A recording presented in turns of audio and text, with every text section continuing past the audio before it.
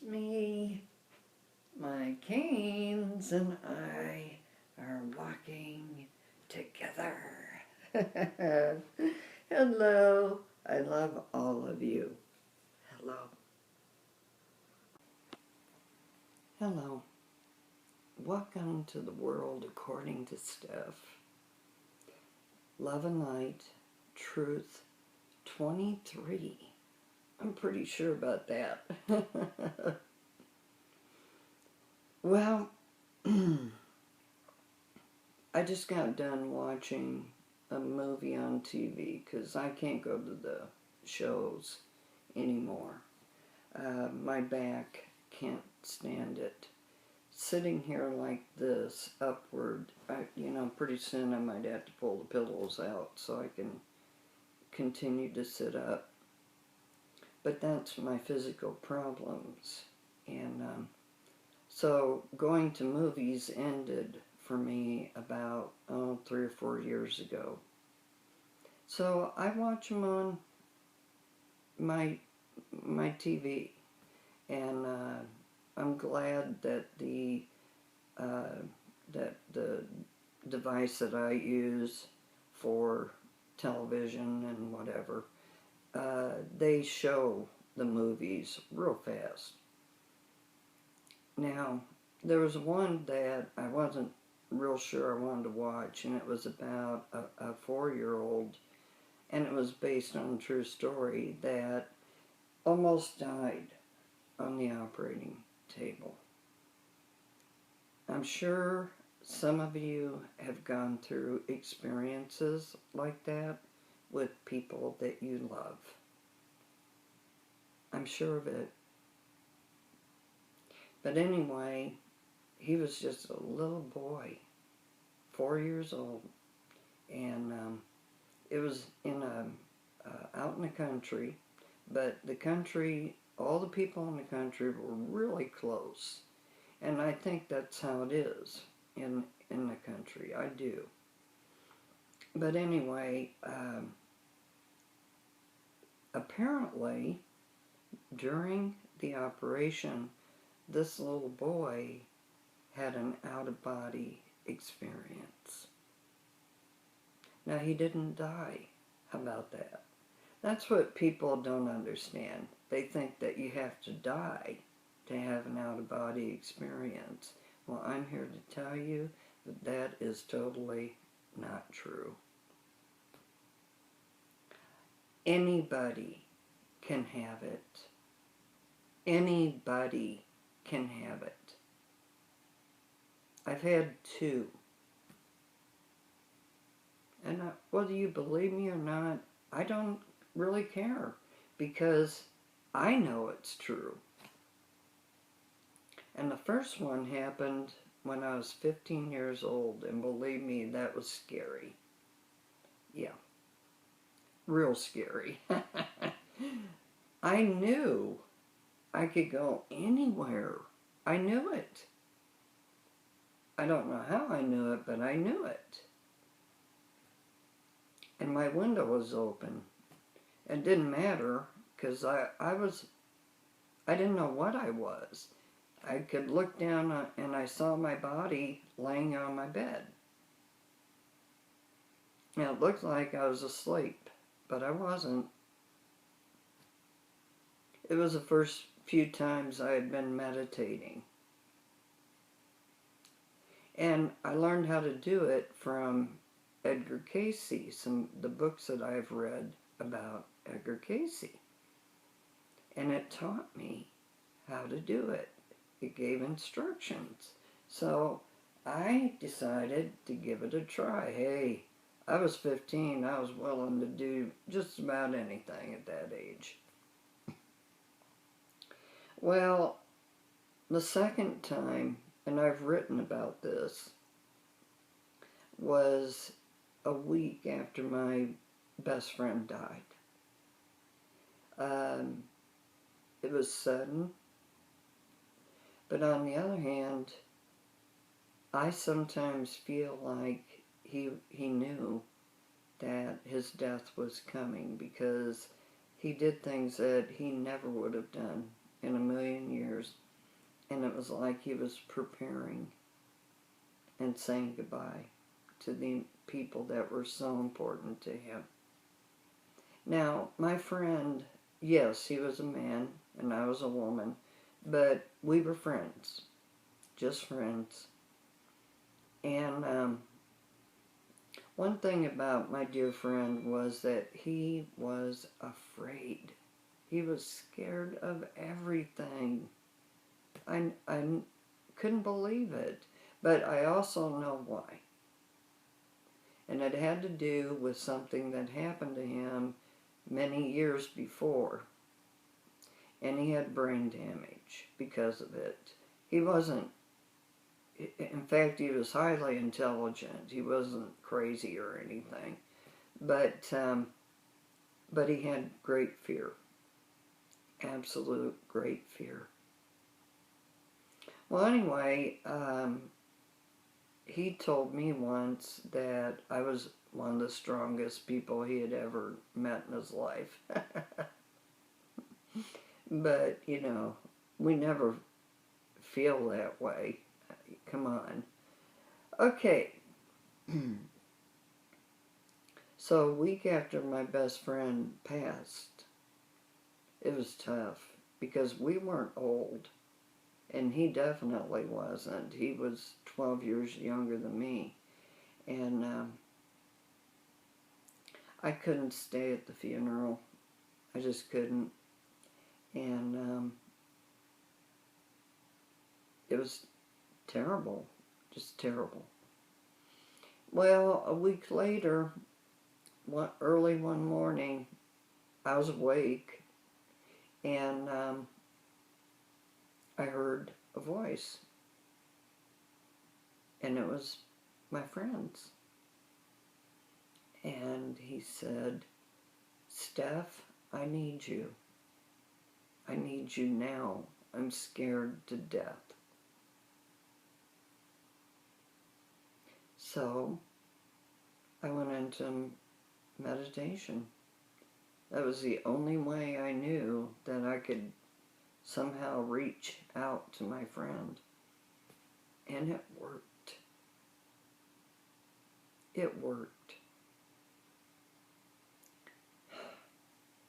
And I wish I could draw. I wish I could paint, because the images that I saw were so intense and vivid that I hope I never forget it until I go. But we did go down a hallway. We actually did, but it was a hallway like I've never seen before. I don't even know if I could describe it. And while we were doing all of this, you know, this was a spiritual thing for those of you that are mocking me right now. It was a spiritual thing. I wasn't in my form right now. And I know that because my dear friend wasn't in a physical form. He was light. Beautiful light. So I must have been light. That's what I figure. And I figure when I was 15 and I left my body, I was light. So if you ever see strange balls of light outside or in your house or anywhere, think about it. That might just be someone. Very well could be. But anyway, I know some of you are sitting there mocking me. Go for it. I can take it. Believe me, a few years ago I would have been over 20 years ago I would have been mocking me myself too. But anyway, the way the story ends is this. I'm going to condense it because I've got a lot to talk about. We came to a point, and at that point, I could see the most it was golden. It was huge golden light. It was magnificent. And I wanted to go so bad, but I couldn't go. It was like there was a barrier or something, and I couldn't go any further. But my friend could. And he said, Steph, I love you. I'm not afraid anymore. I see so-and-so and so-and-so. I had no idea who all these people were. But he saw them in that gorgeous, beautiful light. And I said, I love you. I will always love you. And one of these days, I'll see you. And that's what I said to him. And he joined, went into the light. And do you know that I never really felt like I had to mourn his death, because I did not feel like he had really died. I mean, how can I put this? I knew that he was not in his body anymore, but I also knew that he was in a different place. Now, 7 months later, my son died. He was in the Army. And if you've watched any of my videos or you know me on Google+, then you know I talk about Matt a lot. Matt was the bravest human being I know. And I had experiences with my own son when he left. But I'm not going to talk about those right now. What I want to talk about is what I've been talking about. I'm glad they made this movie. I am so glad. You know what was amazing was the directors of the church were ready to push this man who was their pastor out of the church because he was talking about his child's experiences after the operation. And it was like they had no faith. What happened to their faith? And here's something else that I want to say. I've been telling people this over and over again. Children can see what we cannot, for the most part. Little children can see those things. I believe every bit of that. It didn't surprise me one bit, and in fact it made me have a tear or two because it was wonderful. And it just reinforced everything I believe. But that little boy, who knows why he was taken out? Maybe to bring that movie to us right now, when we really need it. Because we have wars everywhere right now. This world is destroying itself. And everybody's lost their faith. At least that's the way it feels. Well, I haven't. At least I try not to. I work at it daily. And I know that God provides my needs, not my wants. And I remind myself that every single day. And I can't be afraid of the changes that are going on in my life today.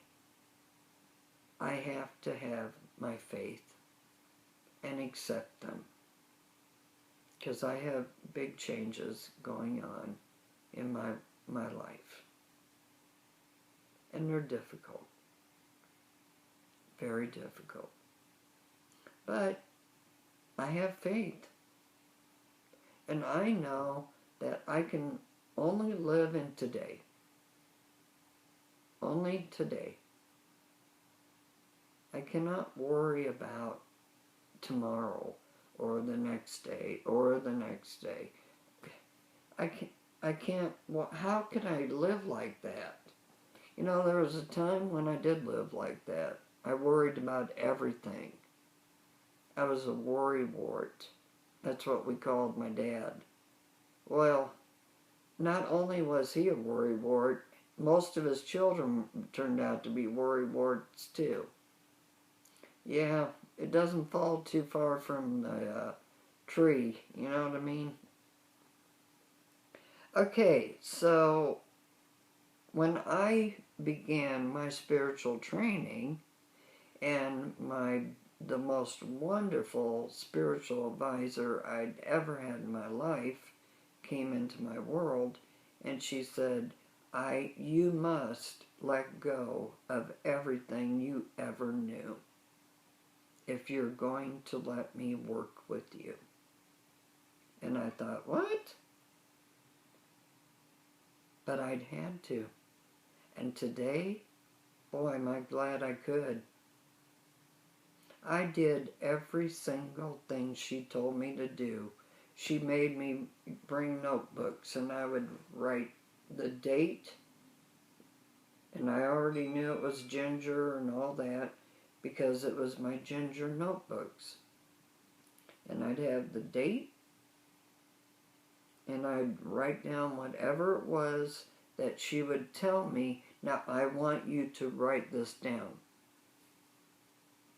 And I would do it. I wouldn't think twice about it. And maybe I didn't even agree with it, but it didn't matter. Because I was there to be taught like a child. Like that 4-year-old child. To relearn life. To try to understand God and my role in God's world. You know, I don't go to church. I don't have a religion.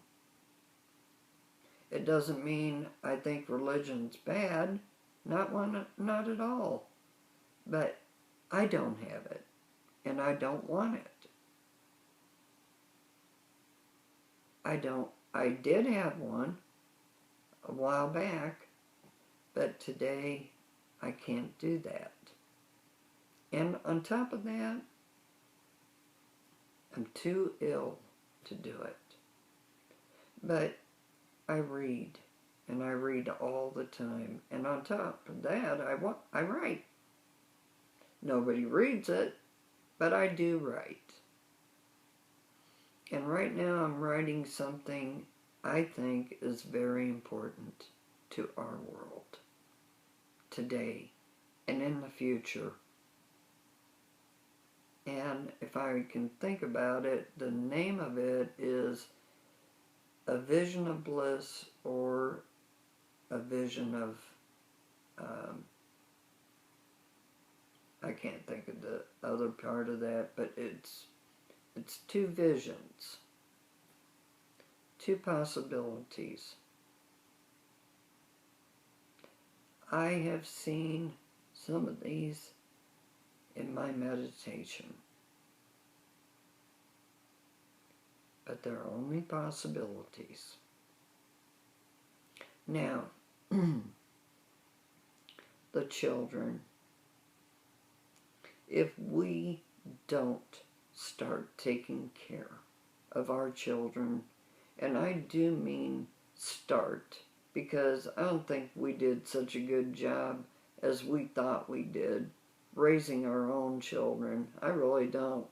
I know I didn't. I tried so hard, but I had a full-time job, And it took a lot. The job took a lot of me away from my family. And so I couldn't give my children all the love and all the time and all of the stuff that they needed.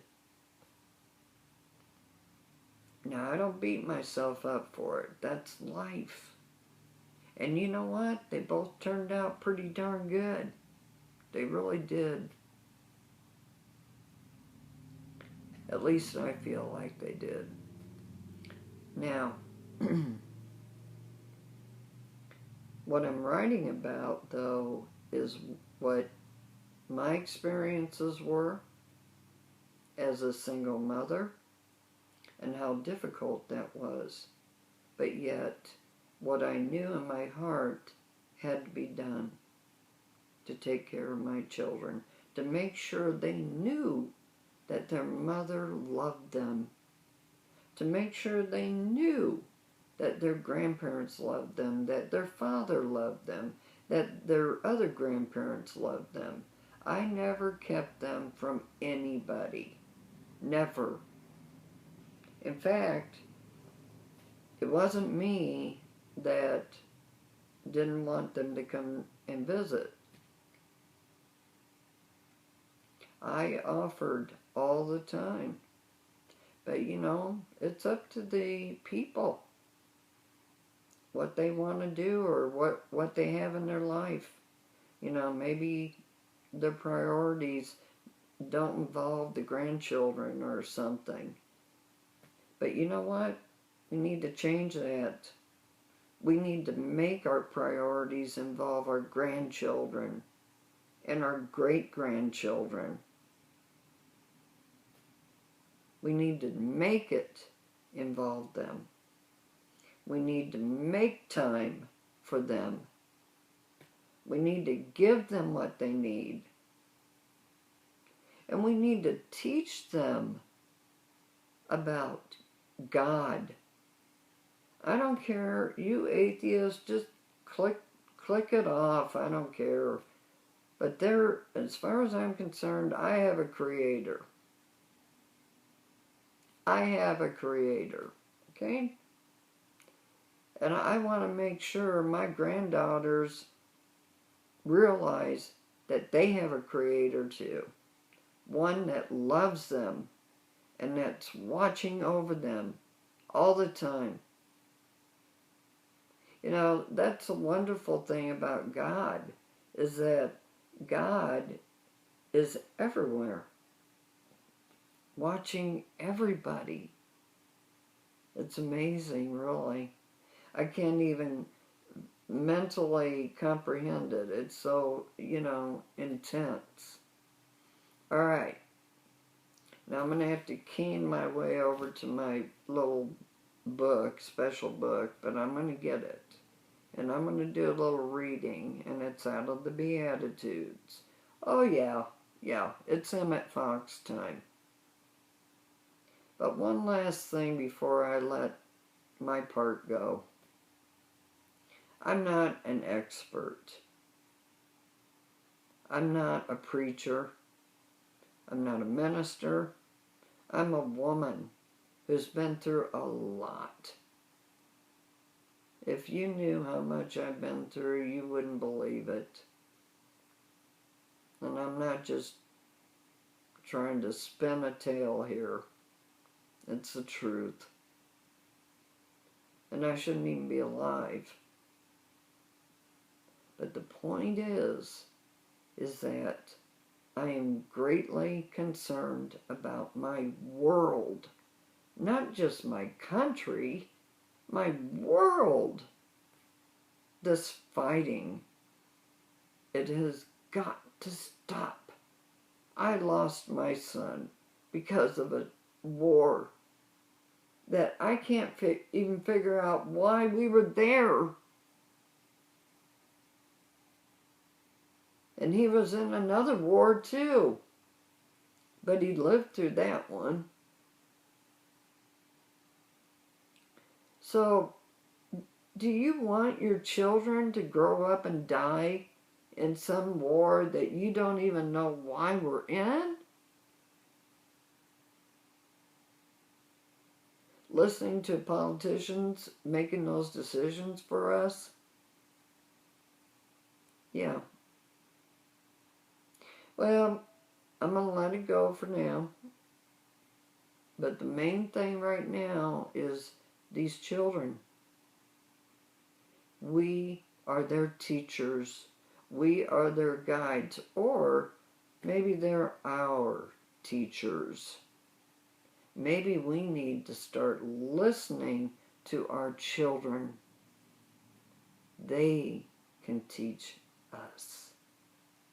And I know, because I would have my little granddaughters over to my house, and oh my goodness, the things that they would tell me, they were wonderful and beautiful.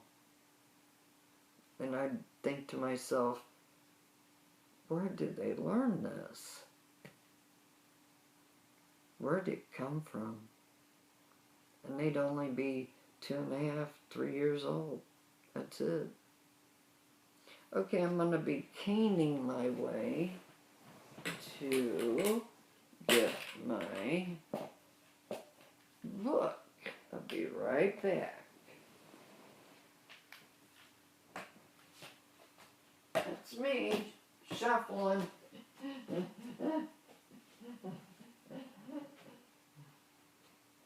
with ya. I'm with ya.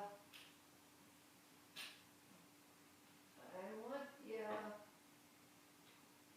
I'm with ya. I'm with ya. I'm with you, coming back, coming back. This is my meditation room. This is where I've been having all of my videos and all of my meditation at, right here.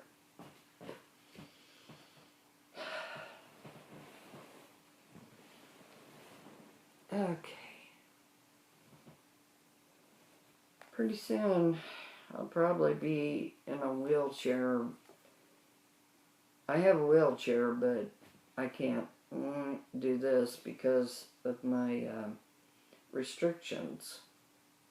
So now I've got to go through the process of getting a regular wheelchair, an electric one.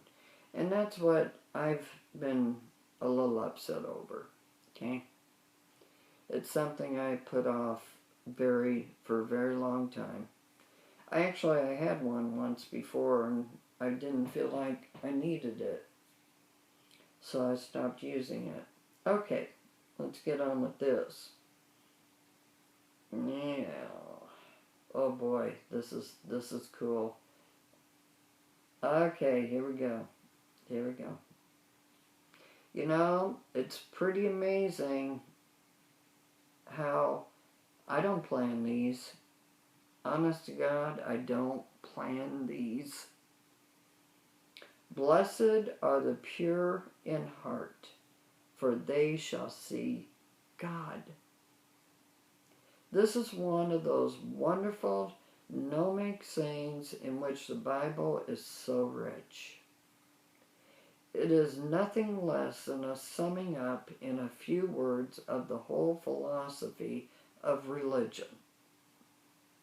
As usual in the scriptures, the words are used in a technical sense and cover a far wider meaning than we attach to them in everyday life. Let us begin by considering what the promise in this beatitude is. It is nothing less than to see God. Now, we know, of course, that God has no corporeal form, and therefore there is no question of seeing him in the ordinary physical sense in which one might see a human being or an object. If one could see God in this way, he would have to be limited. Yeah. and therefore not God. To see, in the sense referred to here, signifies spiritual perception, and spiritual perceptions means just that, capacity to comprehend the true nature of being, which we all so sadly lack. We live in God's world, but we do not in the least know it as it is. Heaven lies all about us. It's not a distant locality afar off in the skies, but all around us now. But because we're lacking in spiritual perception, we are unable to recognize it. That is to say, we are unable to experience it. And therefore, so far as we are concerned, we may be said to be shut out of heaven. We do contact a very tiny fragment of it, and that tiny fragment we call the universe. But even that little bit we see for the most part all awry. Heaven is the religious name for the presence of God. And heaven is infinite. But our mental habit leads us to mold our experience into 3 dimensions only. Heaven is eternity, but what we know here, we know only serially in a sequence called time, which never permits our comprehension or our comprehending an experience in its entirety. God is divine mind, and in that mind there are no limitations or restrictions at all. Yet we see everything distributed in what is called space, or spaced out, an artificial restriction which continuously inhabits the constant regrouping of our experiencing, or our experience that is required by our creative thought. Are you getting the message? I hope you are. This is highly important. Heaven is the realm of spirit, substance, without age, or discord, or decay, a realm of eternal good, and yet to our distorted vision, everything is aging, decaying, wearing out, getting born only to die, blossoming only to fade. We are very much in the position of a colorblind man in a beautiful flower garden. All around him are glorious colors, but he is quite unaware of them and sees only blacks, whites, and grays. If we suppose him to be also devoid of the sense of smell, we shall see what a very small part of the glory of the garden exists for him. Yet it is all there, if he could but sense it. This limitation in us is known in theology as the fall of man, and it arises from our using our free will in opposition to the will of God. God has made man upright, but he has sought out many inventions. Our task is to surmount these limitations as rapidly as may be until we reach a point where we can know things as they really are, experience heaven as it really is. That is what is meant by seeing God and seeing him face to face, To see God is to apprehend truth. Truth. Capital T.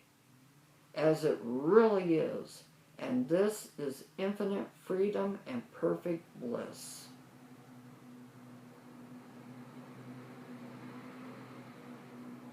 I don't know what that is. I got a little bit of time.